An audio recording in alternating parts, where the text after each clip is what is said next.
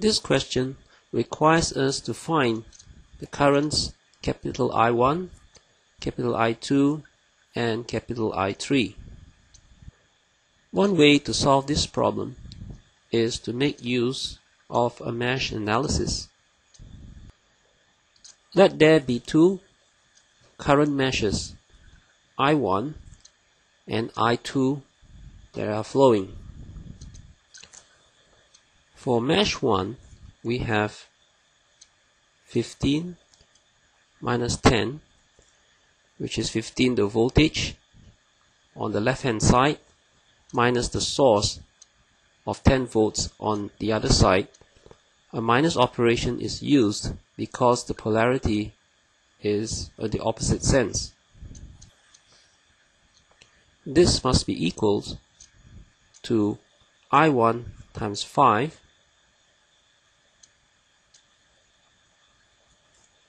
plus I1 minus I2, because I1 and I2 are flowing in opposite directions, times the resistance of 10 ohms. Simplifying gives us 5 is equals to 15 times I1 minus 10 times I2. We now consider mesh 2. The voltage for mesh 2 is equals to 10 volts. Now this must equal to the current I2 times the resistances of 6 ohms and 4 ohms. So it's 6 plus 4 plus I2 minus I1, because again I2 and I1 are flowing in opposite senses, times 10, the resistance.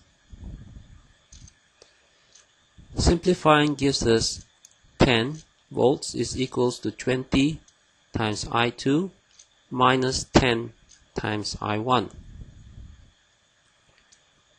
We have two equations, 1 and 2, with two unknowns, I1 and I2. This allows us to solve to get I1 is equals to 1 amp, as well as I2 is equals to 1 amp.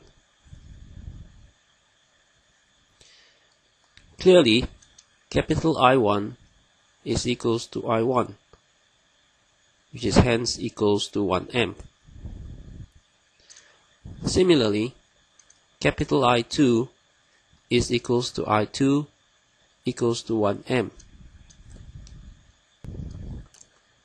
Let us assume a node A at this intersection. Applying Kirchhoff's current law at node A, we have I1 minus I2 minus I3 must be equals to 0. Since we know capital I1 and I2, we can find I3 is equals to 0 amps. This interesting result tells us that there is actually no current flowing through the 10 ohms resistor over here.